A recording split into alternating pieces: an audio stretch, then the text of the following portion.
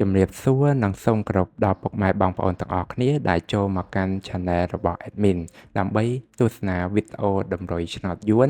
សម្រាប់ថ្ងៃទី25ខែ3ឆ្នាំ2025សម្រាប់វេលាម៉ោង4កន្លះនិងម៉ោង6កន្លះ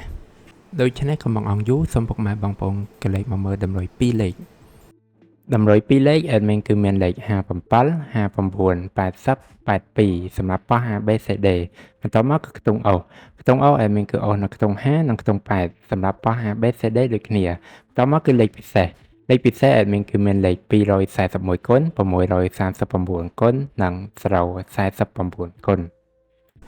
ដែលលេខទាំងអស់នេះសុទ្ធសឹងតែជាលេខដែលមានសង្ឃឹមថានឹងចេញខ្ពស់សម្រាប់ថ្ងៃនេះអរគុណពុកម៉ែបងប្អូនទាំងអស់គ្នាដែលបានទស្សនាវីដេអូនេះពីដើមរហូតដល់ចប់ក៏ជូនពរពុកម៉ែបងប្អូនទាំងអស់គ្នាធ្វើការសងសំណាននៅថ្ងៃថ្មីទទួលបាននូវការហេងឆ្នះចំទាំងអស់គ្នាជាចុងក្រោយ Admin សូមពុកម៉ែបងប្អូនជួយ Like Subscribe និង Share ដើម្បីជាកម្លាំងចិត្តដល់ Admin ផងនិងដើម្បីពុកម៉ែបងប្អូនទាំងអស់គ្នាទទួលបាននូវវីដេអូថ្មីបានឆាប់រហ័សផងដែរដូច្នេះ Admin សូមជម្រាបលានិងជួបគ្នានៅវីដេអូក្រោយ